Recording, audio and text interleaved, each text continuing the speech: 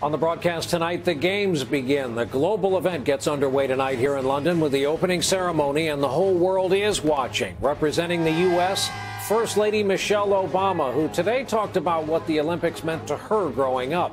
While here in London, the continuing political fallout from Mitt Romney's visit and his comments to us about these games. And a look back at the last time London welcomed the world. The world was a very different place in 1948. Tonight, the gold medal winners from Team USA, who we've assembled to share their memories with us. Nightly News from London begins now. This is NBC Nightly News with Brian Williams, reporting tonight from the Olympic Summer Games in London. Good evening, and it's all underway here in London tonight. This massive global event kicking off in spectacular style as our viewers in the U.S. are about to see. What we can show you concerning what's already transpired, the interesting choice of the same front page photos by the newspapers here, part of the pyrotechnics show inside the stadium tonight.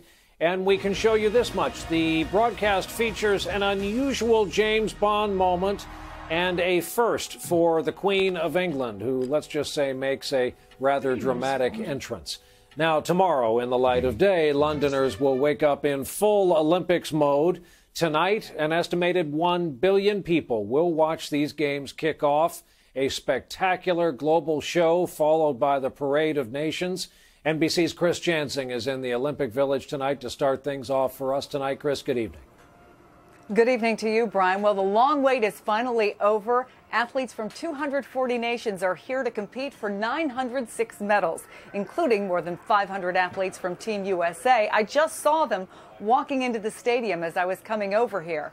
And out on the streets of London today, the excitement was palpable. Big Ben rang in the big day in London. And from villages and cities, church towers and town halls, even as bells shattered from the excitement, there were sounds of unadulterated joy.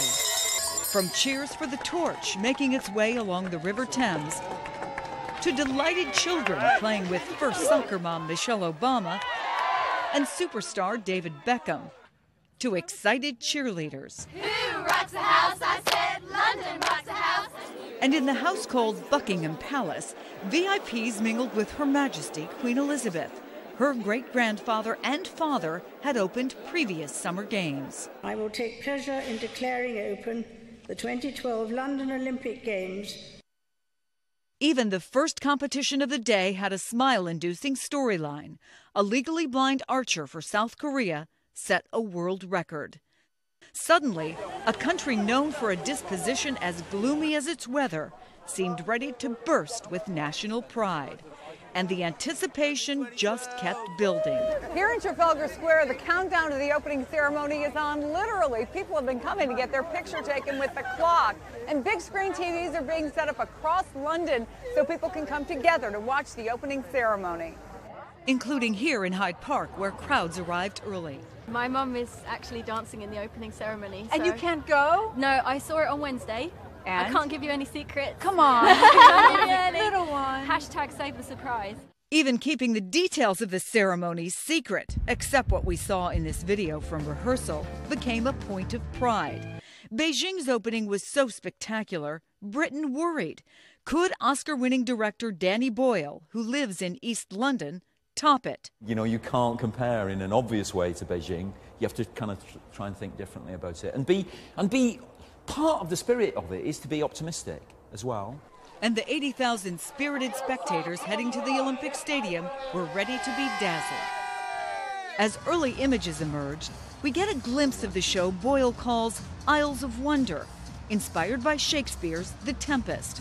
The bard once wrote, "All the world's a stage, but tonight the spotlight shines brightest on London." And since this is the first big social media summer games, members of Team USA have been tweeting.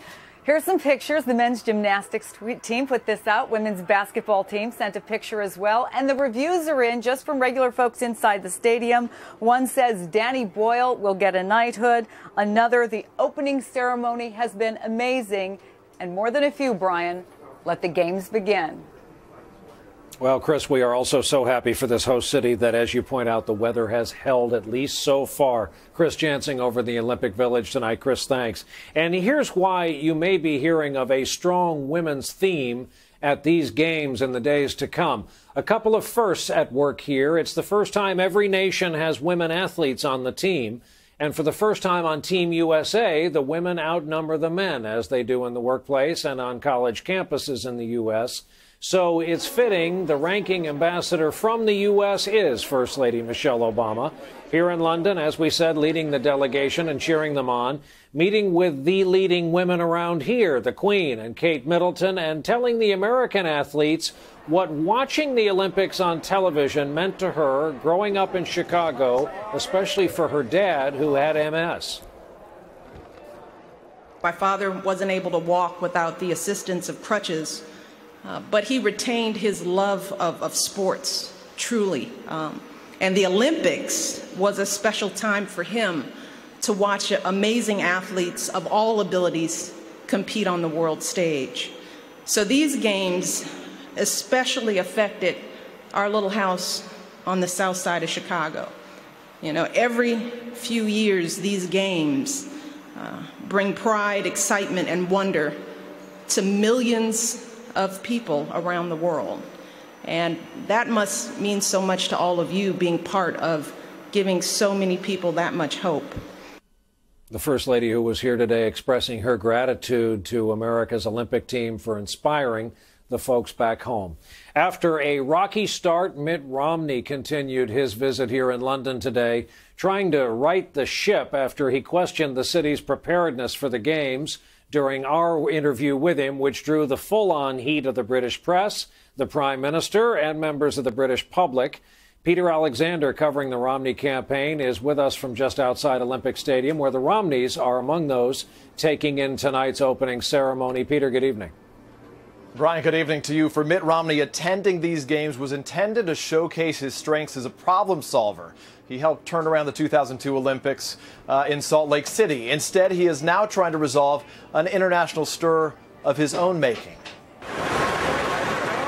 With much of London stuck in a pre-Olympic lockdown today, Mitt Romney, like thousands of others here, had to abandon his ride and walk to his meeting with Ireland's leader. But I enjoy the walk. You also had to walk. Yes, we're used to walking in Ireland. But after waking up to another round of harsh British headlines attacking his critique of London's preparation, Romney told Matt Lauer he now believes this city can deliver. But after being here a couple of days, it looks to me like London is ready. And of course, it is hard to put on games in a major metropolitan area. And what they've done that I find so impressive is they took the venues and put them right in the city. And he tried to dismiss any controversy. And in just a few moments, all the things politicians say will get swept away because the athletes finally take the stage. The games are about the athletes. Romney supporters insist his foreign faux pas is being overblown. I think this Olympic comment is a tempest in the teapot. What's going to be remembered is it's going to be a great Olympics. Romney's next stop, Israel, where he hopes his visit will help close the gap among Jewish voters back home. Among his scheduled meetings, longtime personal friend Prime Minister Benjamin Netanyahu. But in a move that appeared timed to try to upstage Romney's trip, today President Obama signed a bill expanding military and civilian cooperation with Israel. Back here, Romney weighed in on the all-American rivalry between swimmers Michael Phelps and Ryan Lochte. I think it's more likely to be Phelps, but I don't know. Still tonight, even British Olympic organizers here are having a little fun at Mitt Romney's expense. Brian, when asked today who would be lighting the cauldron at the opening ceremony, the head of the London Games, Sebastian Coe, jokingly responded, Mitt Romney. Peter Alexander over at the Olympic Village for us tonight. Peter, thanks. There is news on the American economy tonight. New numbers from the government confirming what millions have been living. The economy went nowhere fast in the second quarter of this year. Inside the numbers we go this evening with NBC's Tom Costello. Today's numbers are fresh evidence that the economy has slowed dramatically since the end of last year, from April till June growing at just 1.5%. While housing shows signs of improvement, consumers cut back on spending, especially on cars. Consumers are key to the economy's growth. They account for 2/3, almost 70% of GDP. So if consumers aren't spending, the economy isn't going to grow quickly. With the economy the #1 issue with voters, it was bad news for President Obama, and Republicans pounced. We cannot change the direction of this country soon enough. Thank you, guys. See ya. Have a great weekend. The president declined to comment, leaving it to his spokesman to remind reporters that Congress hasn't passed his jobs bill. We know what we can do right now to spur growth and job creation, and Congress needs to act. Officially, unemployment sits at 8.2%, but economists say the real number is in the mid-teens and growing. What is it that distinguishes you from anybody else? In Lisle Township, Illinois today, former financial administrator Eileen Richards was at the weekly job club meeting. On the agenda, networking. I really am on a time crunch to get something under my belt within the next few months, or I am going to hit some really, really tough financial straits. Also there, 67-year-old Charles Crimmins, a former college administrator who's been out of work for 6 months. I wish I was a year or two younger. I wish I had more hair in my head, but hey, I am what I am. Coping with reality amid a very slow recovery. Tom Costello, NBC News, Washington. Despite the troubling news about the U.S. economy, it was new reassurances about what's happening in the economy in Europe that Wall Street was listening to today. The Dow soaring again, closing over 13,000 at the end of the day in New York. NASDAQ and S&P up as well for the day's trading. It's been a week now since that shooting rampage in Aurora, Colorado, and today authorities in Maryland said they may have prevented another one. Police there arrested a 28-year-old man after they say he threatened former co-workers at Pitney Bowes, where he'd been recently fired, telling them, quote, "I'm a joker and I'm going to load my guns and blow everybody up." Investigators found a huge arsenal of weapons inside his apartment, 24 guns, including assault rifles and thousands of rounds of ammunition.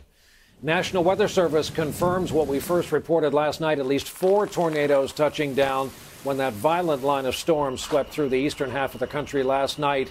Among the confirmed twisters, one in Elmira, New York, another in Montrose, PA. Still ahead as Nightly News continues this evening from London. The woman we get our Olympics news from every 2 years, Mary Carrillo, stops by to preview the London Summer Games.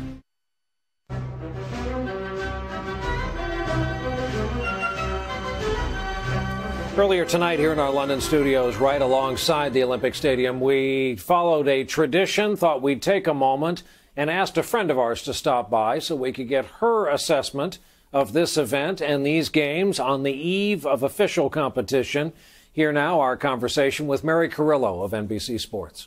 First of all, how does London feel different? I love this city. I've been here. I've had the good luck to be here many, many times. Just the way this city has come together, the stadia they've built, the surrounding iconic buildings and monuments around. I'm inspired already. I love it. I think they're going to have a great games here. You don't often hear people say stadia, to use the correct plural usage, and I'm impressed. Well, it is Nightly News. So. I just say stadiums, and I hope that people understand. What will you be watching? What are your favorites during these games? There's the obvious big American stories, the swimming, with Lotke and Michael Phelps, and that starts tomorrow. So that's going to be big, and of course I'm going to be tuning into that. But there's a couple of South African stories that I'm going to be watching, one of whom is Oscar Pistorius. And we did a story on Rock Center about this man, this amputee. He was the first ever disabled athlete to be in the Olympics. And I think when people see him line up alongside a bunch of able-bodied guys, and then you see this man on carbon fiber blades, that will be very affecting, very emotional for me. You and I both have kids. They say the Olympics is the last event that puts families together watching something. What is that? Yeah, I think it's something very special. And I love the idea that you don't have to be a fan of the big American sports to tune in. Everybody wants to watch the Olympics. Look, how often do you watch fencing? Right. Unless not often. And all of a sudden we watch it, and within a couple of days we think we know what we're looking at. We're rooting for somebody. We think, yes, exactly. And then you start using the language of the if the splash is too big and we think we actually. I've already said velodrome today.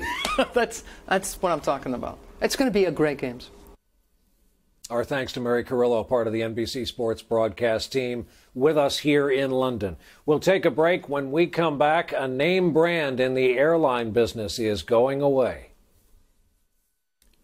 Big news in the airline business tonight. Delta Airlines is shutting down Comair, its 35-year-old regional carrier. 1,700 employees are getting termination notices, a lot of them in the Cincinnati area. Comair currently flies 290 flights a day. Delta is slowly getting out of the regional jet business because of its decreasing profitability.